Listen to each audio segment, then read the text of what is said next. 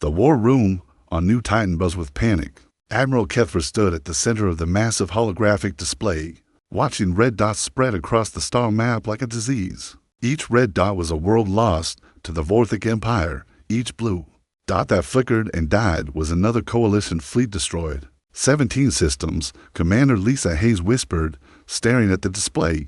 Her Earth Defense Force uniform felt heavy on her shoulders. They've taken 17 systems in just 6 months. The alien faces around the table showed the same fear. That twisted in Lisa's stomach. The Zelthians' blue skin had turned pale. The karate delegation kept there for arms folded tight against their bodies. Even the normally confident Draknari looked defeated. "We need options," Admiral Kethra said. His voice carried the weight of 1,000 dying worlds. "The Vorthic ships are faster than ours. Their weapons are stronger. Their soldiers fight like machines." General Vextar of the karate military leaned forward. "What about the humans? Earth has been quiet during this war. Surely they have something we can use?" All eyes turned to Lisa. She felt the pressure of their stares. Earth was still new to the Galactic Coalition. They had joined only 5 years ago, and many species still saw humans as primitive newcomers. "We've been studying the Vorthic," Lisa said carefully. "Our scientists think we might have something that could help." "Weapons?" asked Admiral Kethra. "Ships? Soldiers?" Lisa paused. She had read the files from Earth Command 3 times. Each time, she thought there had to be a mistake. "Earth is sending a specialist." "What kind of specialist?" The Admiral's eye stalks twitched with interest. "A cultural specialist," Lisa said. She tried to sound confident, but the words felt strange in her mouth. The room fell silent. Then General Vextar laughed, a harsh sound that echoed off the metal walls. "Cultural specialist? We're losing the war, and Earth sends someone to study art? Perhaps they have a new weapon they don't want to discuss openly," Admiral Kethra said. "When will this specialist arrive?" Lisa checked her datapad. "His transport should dock in 2 hours." The meeting ended with more questions than answers. Lisa walked through the corridors of the space station, past windows that showed the black void of space. Somewhere out there, the Vorthic fleet was moving closer to the next target. Somewhere out there, people were dying. 2 hours later, Lisa stood in the docking bay watching the small transport ship settle onto the landing pad. It was nothing special. No weapons, no armor, no signs of advanced technology. Just a basic civilian transport that could have been carrying groceries.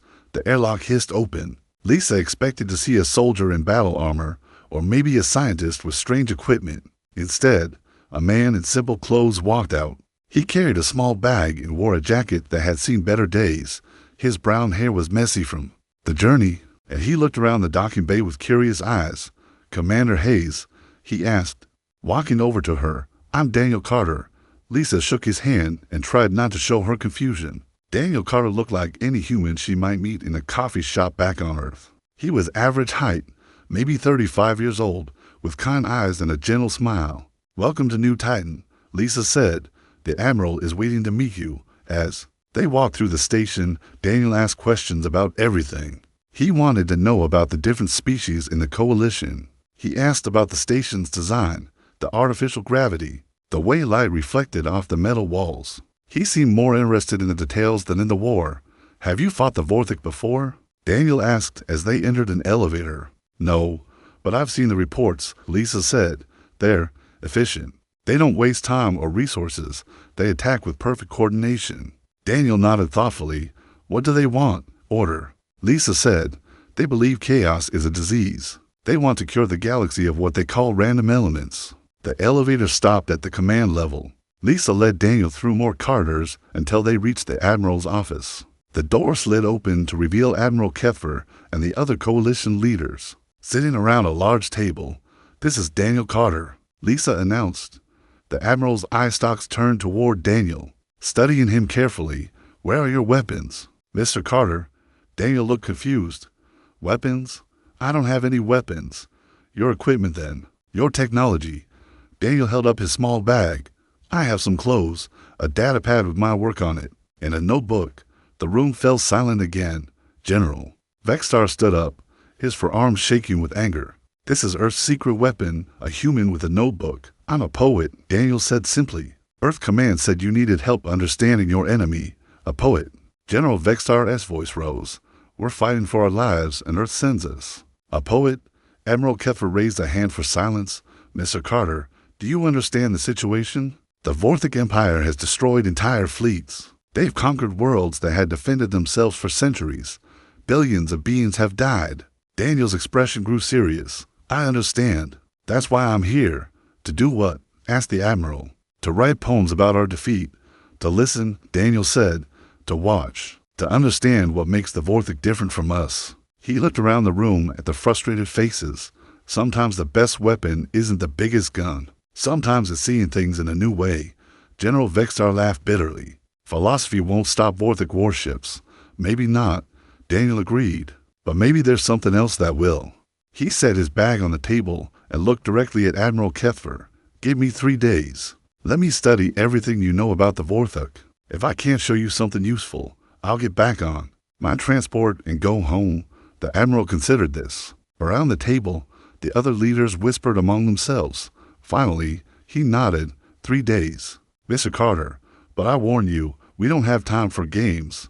I don't play games. Daniel said quietly, I find the truth in things, and I think the truth about the Vorthic might surprise you. As the meeting ended and the leaders filed out, Lisa remained behind with Daniel. She studied his calm face and wondered what Earth Command had been thinking. Do you really believe you can help? She asked. Daniel smiled, but his eyes were serious. Commander Hayes, sometimes the most powerful thing in the universe isn't a weapon at all. Sometimes it's an idea. He picked up his bag and slung it over his shoulder. Now, can you show me everything you know about the enemy? I have some reading to do. Daniel spent his first day in the Coalition archives, reading everything about the Vorthic Empire. Lieutenant Amy Rodriguez sat across from him, translating the alien text that his datapad couldn't handle. She had volunteered for the job, though she wasn't sure why. This doesn't make sense, Amy said, rubbing her tired eyes. You've been reading for 12 hours straight. Don't you want to see their weapons? Their ship designs? Their battle tactics? Daniel looked up from a report about Vorthic society. I've read those too, but tell me something, Amy, in all these military reports. Has anyone asked why the Vorthic fight? They want to conquer the galaxy, Amy said, same as every other empire. But why? Daniel leaned back in his chair. What drives them? What do they believe in? Amy frowned. She had studied the Vorthic for 2 years as a translator, but no one had ever asked her that question. They believe in order, perfect order. They think chaos is evil. Show me their language, Daniel said. Not the translations, the actual words they use. Amy pulled up a Vorthic communication on her screen. The text looked like geometric patterns, all straight lines and perfect angles. This is a battle report from their third fleet. Daniel stared at the alien symbols. It's so neat. Every line is exactly the same length. Every symbol is perfectly spaced. That's how they write everything, Amy said. Even their personal messages look like this. Personal messages? Daniel's eyes lit up. Can you show me some? Amy hesitated. Those are classified. We intercepted them from captured soldiers. Please, Daniel said. I need to understand how they think. After checking with her superiors, Amy brought up several personal communications. Daniel read them through the translator, his expression growing more thoughtful with each message. Listen to this. He said, pointing to one message, Soldier, KETH 9947 to base command. Daily report complete. All tasks finished at 99.7% efficiency. Will improve tomorrow. End message. So, that's it? That's a personal message. No emotion. No personality. No. Daniel searched for words. No. Soul? Amy looked at more messages. They were all the same. Perfect reports. Exact statistics. No personal details. They all sound like machines. But they're not machines, Daniel said. They're living beings. So where is their humanity? Where are their dreams, their fears, their hopes over the next 2 days? Daniel dove deeper into Vorthic culture. He studied their art, which consisted only of mathematical patterns. He read their literature, which was just instruction manuals and efficiency reports. He listened to their music, which was precise but emotionless. Captain Jake Morrison from Coalition Intelligence found Daniel in the archives on the second evening. Jake was a practical man who dealt in facts and numbers, not poetry and feelings. Commander, Hayes says you're some kind of genius, Jake said, sitting down across from Daniel. But all you've done is read. The Vorthic are 3 days away from the Kepler system. We need weapons, not book reports. Daniel closed the file he was reading. Jake, what makes you human? What makes you different from a computer? From a machine? Jake thought about it. I don't know. I feel things, I guess. I make mistakes. I have good days and bad days. Exactly, Daniel said. You're unpredictable. You have emotions. You create things just because they're beautiful, not because they're useful. He gestured to the Vorthic files. They don't have any of that. So what? That makes them better soldiers, does it? Daniel pulled up a tactical analysis. Look at their battle plans. Every attack follows the same pattern. Their ships always move in perfect formation. Their soldiers always follow the same procedures. Jake studied the data. Their tactics work. They haven't lost a major battle because no one has tried to be unpredictable. Daniel said, everyone fights them like they're fighting humans or Zelthians or Korati. But the Vorthic aren't like us. They can't understand chaos. Amy looked up from her translation work. What do you mean? Daniel stood up and started pacing. Their minds work like computers. They see a problem. They find the most efficient solution. But what happens when you give a computer a problem that has no logical answer? It crashes, Jake said, slowly, or it gets stuck in an endless loop trying to solve something that can't be solved. Daniel added, the Vorthic have never encountered true chaos. They've never faced an enemy that doesn't make sense. Jake was starting to understand. You think we can confuse them? I think we can break them. Daniel said quietly, not their ships or their weapons, their minds. He pulled up recordings of interrogated Vorthic prisoners. Listen to this, he said, playing an audio file. The prisoner's voice was flat and mechanical. I am Soldier Thick 4521. My efficiency rating is 97.3%. I follow all protocols. Now listen to this, Daniel said, playing a second file. This prisoner sounded different. His voice shook, and he stumbled over words. The colors were wrong. The humans spoke in patterns that had no meaning. The words made pictures in my mind that should not exist. Amy leaned forward. What happened to him? Commander Hayes read him some human poetry during interrogation, Daniel said. Just a few verses from an old Earth poem about autumn leaves. Jake stared at the files. Poetry broke a Vorthic soldier. Not broke, Daniel corrected. Awakened.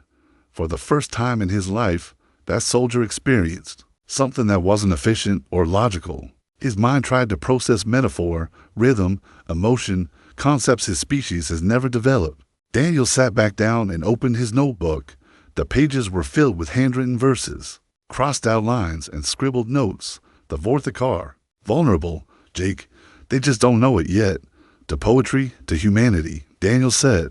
To everything that makes us beautiful and chaotic and impossible to predict. He looked at Amy and Jake with growing excitement. We don't need bigger guns. We need to show them what they're missing. Jake was quiet for a long moment. Finally, he asked, what do you need? Daniel smiled. Every communication array in the coalition, every broadcast station, every emergency frequency, every channel the Vorthic might be monitoring.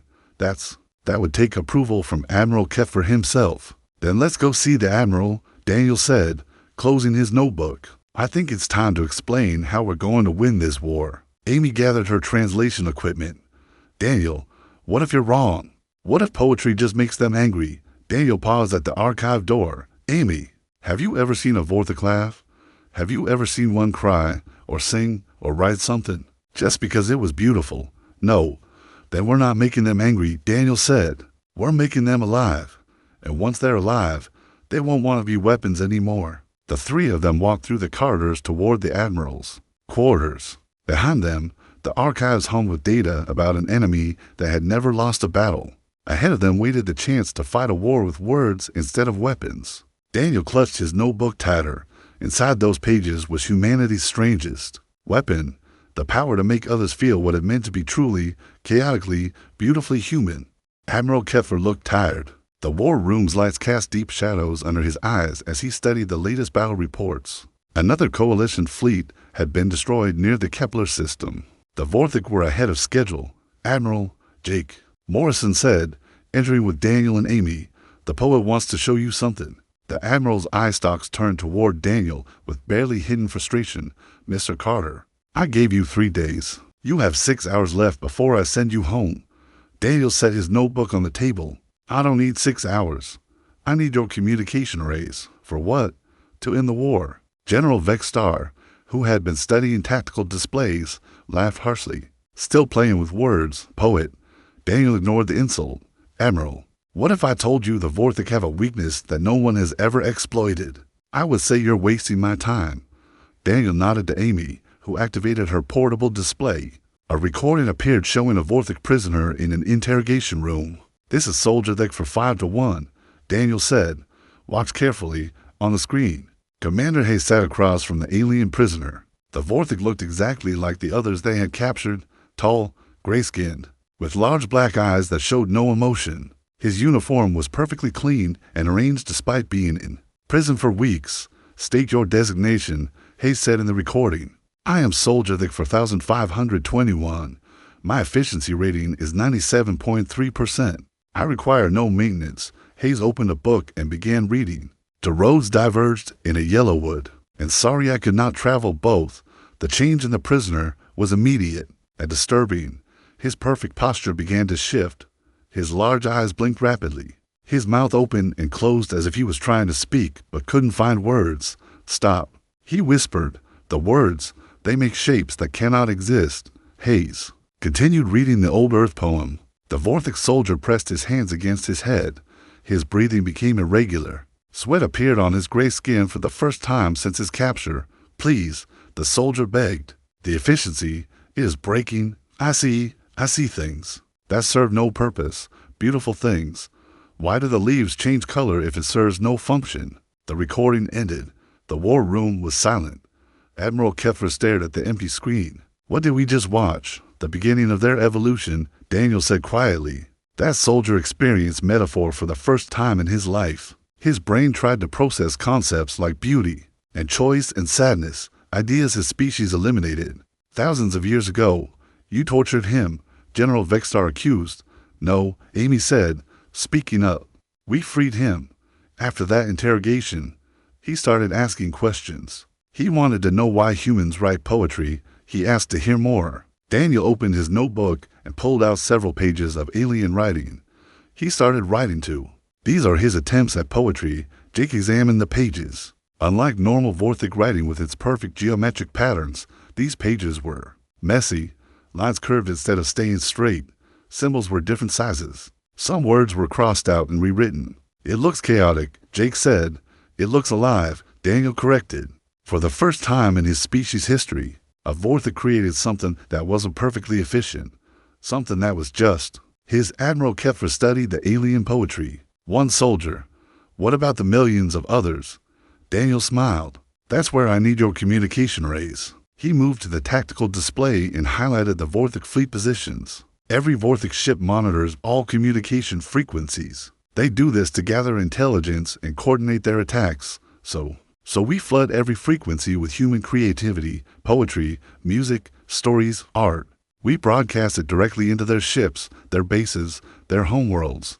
The room erupted. In arguments, General Vexstar shouted about wasting resources. Other officers questioned Daniel's sanity, but Admiral Keffer held up a hand for silence. Explain, he said simply.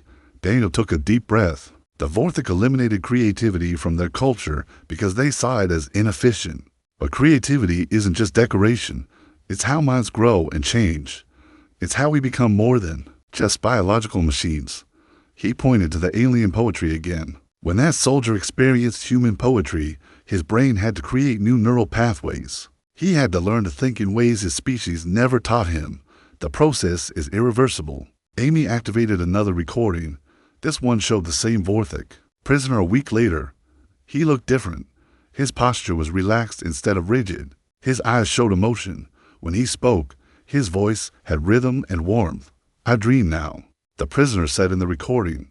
Vortic do not dream, but I see colors that have no names. I imagine worlds that do not exist. Is this what you call hope? Chief Engineer Ben Clark had been listening quietly from the back of the room. Now he stepped forward. The technical requirements would be enormous.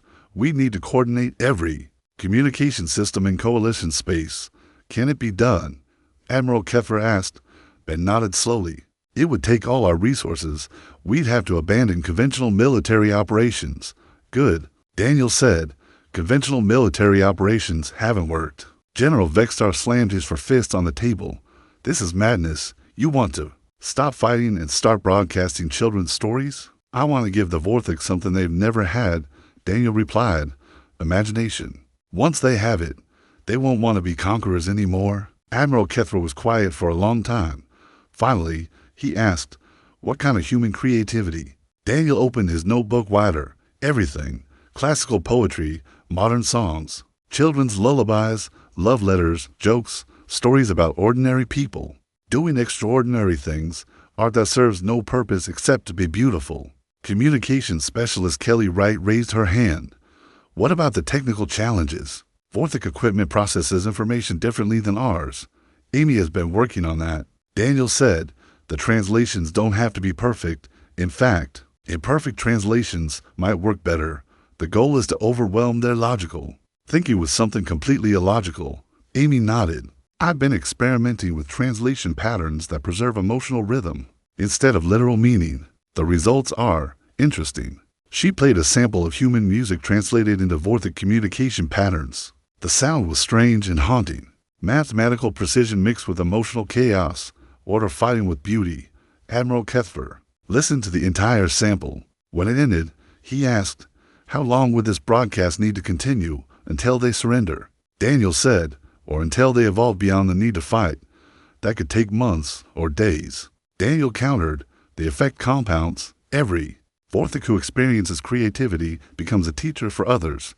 The change spreads like a virus, but a good virus, one that makes them more alive instead of more efficient. The Admiral looked around the room at his officers. Most looked skeptical, but Jake Morrison was nodding thoughtfully. Ben Clark was already making notes about technical requirements. The Kepler system falls in 18 hours if we do nothing. Admiral Kethver said finally, conventional weapons have failed against the Vorthok for 6 months. He stood up and walked to the window showing the stars. Somewhere out there, the enemy fleet was approaching another helpless world. Mr. Carter, the Admiral said without turning around, if this fails, billions more will die. If we don't try it, Daniel replied, billions will die anyway. But if it works, Daniel closed his notebook and looked around the room. If it works, we don't just defeat the Vorthok, we save them. We give them back something they lost thousands of years ago. We give them back their souls. Admiral Kethver turned from the window. His expression was grim, but determined. Chief Clark, begin preparations for full communication array coordination. Communication Specialist Wright, work with Lieutenant Rodriguez on translation protocols. He looked directly at Daniel. Mr. Carter, prepare your weapon. You have 12 hours to teach an entire species how to dream. Daniel picked up his notebook and smiled. Admiral, 12 hours is enough time to change the universe. Sometimes all it takes is the right words. As the officers scattered to their tasks, the war room buzzed with new energy. For the first time in months, they weren't planning to destroy the enemy. They were planning to transform them. Outside the windows, the stars watched silently as humanity prepared to fight its strangest battle yet. The Coalition's communication center had never been so busy. Technicians ran between massive transmitter arrays while officers coordinated with stations across dozens of star systems. Daniel stood at the center of it all, watching humanity's strangest weapon come to life. Translation protocols are ready, Amy called out from her station. She had worked through the night, creating new ways to convert human emotions into Vorthok language patterns. Chief Engineer Ben Clark wiped sweat from his forehead. All rays are synchronized. We can reach every Vorthok ship and base within 30 light years. What about their homeworlds? Daniel asked. The signal will take weeks to reach them at light speed, Ben replied, but their fleets will hear everything immediately. Admiral Kethver entered the communication center with grim news. The Kepler system is under attack. 3 Vorthok fleets are closing in on the colony worlds. Daniel nodded calmly. Then it's time to begin. Over the past 12 hours, volunteers had arrived from across Coalition space. Musician Ryan Phillips had brought his collection of human songs from every culture and era. Visual artist Grace Turner had converted thousands of paintings and sculptures into transmittable data. Storyteller Matt Collins carried memory banks filled with tales from around Earth. Everyone ready?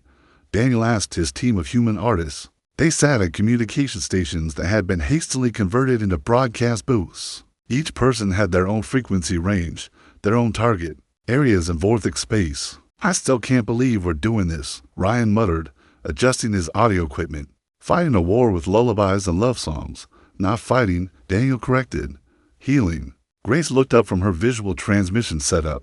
"The Vorthic ships are in position, all fleets monitoring standard frequencies." Lieutenant Colonel Steve Parker, who was coordinating the military aspects of the operation, gave Daniel a sharp nod. "Operation Stanza is go. All coalition forces are standing by." Daniel took his place at the primary broadcast station. His notebook lay open beside him, filled with poems he had written over the years. Simple words about rain and sunshine, about loss and hope, about the small moments that made life beautiful. "This is Daniel Carter to all coalition stations," he said into his microphone. "Begin the broadcast." Across space, human creativity began flooding Vorthic communication networks. Poetry in a dozen languages, songs that spoke of love and heartbreak, stories about ordinary people doing extraordinary things, art that served no purpose except to be magnificent. The effect was immediate. On the bridge of the Vorthic flagship Perfect Order, War Master Thektar was reviewing attack plans when his communications officer began acting strangely. "Sir," the officer said, his voice shaking, "the enemy is broadcasting. I cannot classify it. Show me." Thektar commanded, the main screen filled with translated human poetry, simple verses about autumn leaves changing color, words that painted pictures of things that had no tactical value, concepts that served no efficient purpose. The bridge crew stared at the screen in confusion. Their training had not prepared them for this. The words made patterns in their minds that should not exist. "Turn it off," Thektar ordered. "I cannot, sir.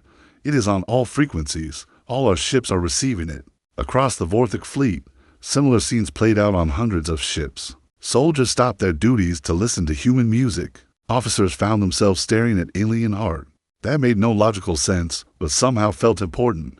On the battle cruiser Efficient Victory, Commander Kroldar was studying tactical displays when he heard a human voice reading poetry about rain falling on a quiet lake. The words described water that served no function except to reflect clouds. Clouds that existed only to cast shadows that had no purpose. For the first time in his life, Kroldar imagined what rain might feel like on gray Vorthic skin. The thought was disturbing and wonderful at the same time. In the Coalition Communication Center, Daniel watched data streams showing the effect of their broadcast. Vorthic ships were slowing down.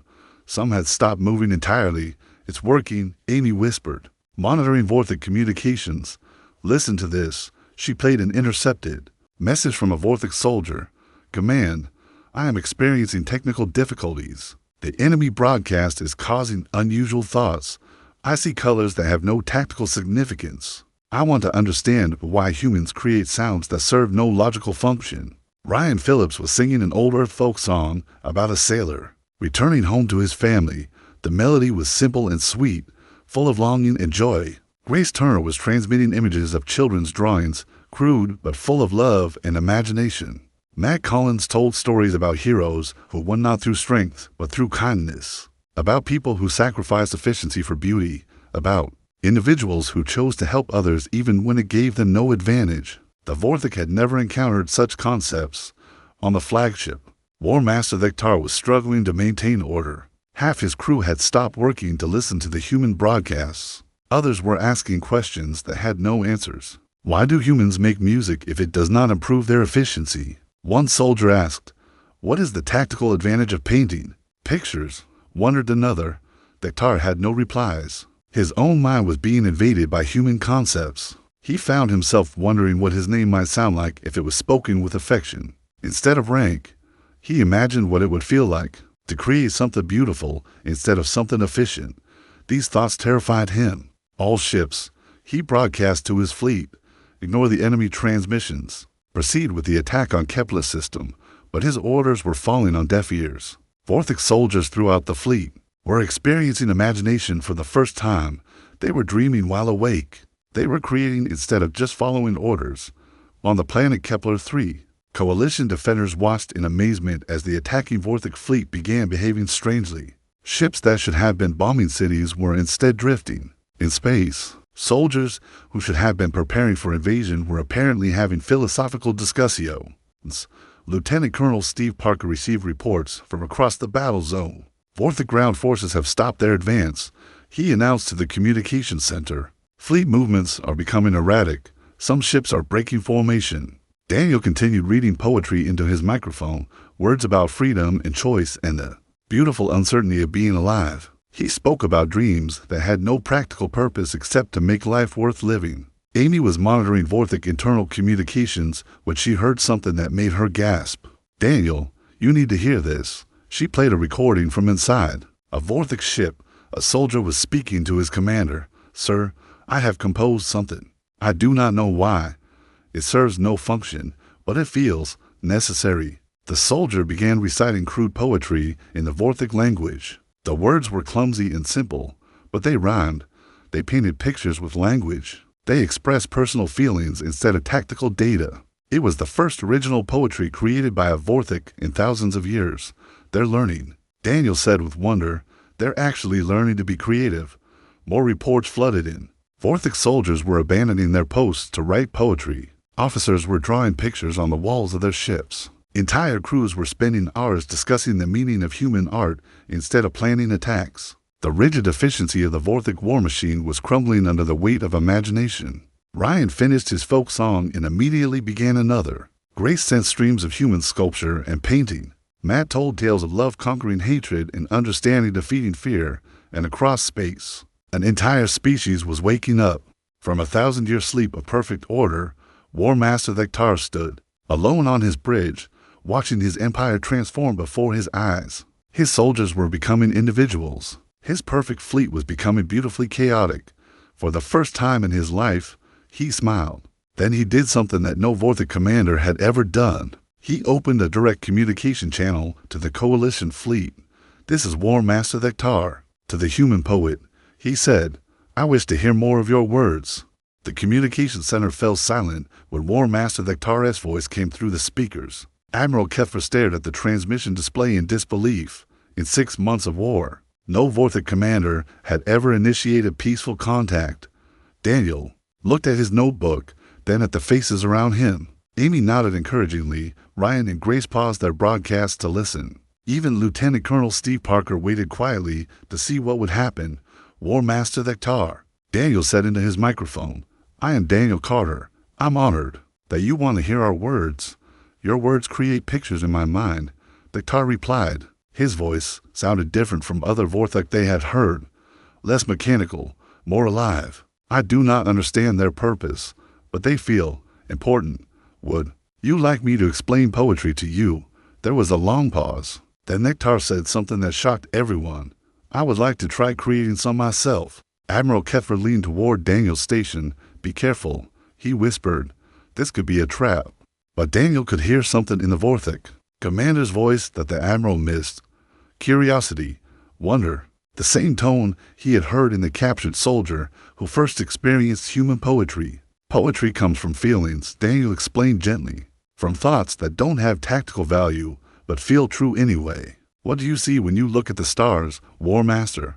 Another pause. Then Thektar spoke slowly, as if the words were difficult to find. I see points of light that serve no function, but they are beautiful. Why do I think they are beautiful? Beauty serves no purpose. Beauty is its own purpose, Daniel said. Tell me more about what you see. The stars, they make patterns, not efficient. Patterns, random patterns. But when I look at them, I feel something I cannot name. Is this what you call emotion? Around the communications center, Coalition officers listened in amazement as the most feared military commander in the galaxy struggled to express his first personal feelings. Yes, Daniel said softly, that's emotion. That unnamed feeling is wonder. It's one of the most human things there is. I want to feel more of it. Thektar admitted, my soldiers report similar experiences. They are abandoning their duties to stare at your art. They write words that serve no tactical purpose. Is this what you call freedom? Daniel smiled. It's the beginning of freedom. True freedom starts when you choose to do something just because it makes you happy. Amy was monitoring communications across the Vorthic fleet. She gestured excitedly to Daniel. It's spreading faster than we expected. Entire ships are going off duty to create art. Some crews are writing group poetry together. Through the speakers, they could hear background noise from the Taurus bridge. Vortic voices discussing rhyme patterns. Someone reading original verses aloud. The sound of laughter. Something no coalition officer had ever heard from a Vortic. Before War Master, Daniel said, "I want to share something special with you. Something from my own heart." He opened his notebook to a poem he had written years ago, during a difficult time in his life. It was about finding hope in darkness, about the way a single candle could light up an entire room. As Daniel read, his words were translated and broadcast, not just to Dektar's ship, but across the entire Vortic fleet. Thousands of alien soldiers heard human poetry that spoke of resilience and hope, and the power of small lights in vast darkness. When he finished, the communication channel was quiet for a long time. Finally, Dektar spoke. "I understand now why. You call this a weapon. It changes everything it touches. My fleet, we came here to bring order, to eliminate chaos. But your chaos is beautiful. What will you do now?" Daniel asked. "I do not know. My orders were to conquer the system, but my soldiers are no longer soldiers. They are. What is your word? Artists. They create instead of destroy. They question instead of obey." Admiral Kefra stepped forward. "War Master Dektar, the coalition offers peace to any who choose it." "Peace?" Dektar repeated the word slowly. "Is that when we stop fighting to create instead?" "Yes. Then I choose peace. But I cannot speak for my entire empire. There are hundreds of fleets, thousands of worlds. They have not heard your poetry yet." Daniel looked at Amy, who was already working on her translation equipment. "We can reach them all, every Vortic world, every ship, every station. We can share human creativity with all of them. It will take time," Ben Clark warned. "The signals need weeks to reach the outer systems. But we can start now," Grace Turner said. "We can send everything, music, stories, poems, art, thousands of years of human creativity." Dektar's voice came through the speakers again. "My flagship will assist you. We have long-range transmitters that can reach the homeworlds faster than your signals." The coalition officers stared at each other in amazement. The enemy was offering to help broadcast the very weapon that was defeating them. "There is something else," Dektar continued. "I'd have been attempting to create poetry. May I share it with you?" Daniel's eyes lit up. "Please do." What followed was crude and simple, but it was genuine. Dektar spoke in his own language first, then in translated, coalition standard. His poem was about discovering color in a gray world, about learning that imperfection could be more beautiful than precision, about the strange joy of creating something that served no purpose except to exist. When he finished, Ryan Phillips began clapping, then Grace, then Amy, then everyone in the communication center. They were applauding the first original poetry written by a Vortic in 1,000 years. Over the following days, the transformation spread across Vortic space like wildfire. Fleets stopped their advances to listen to human broadcasts.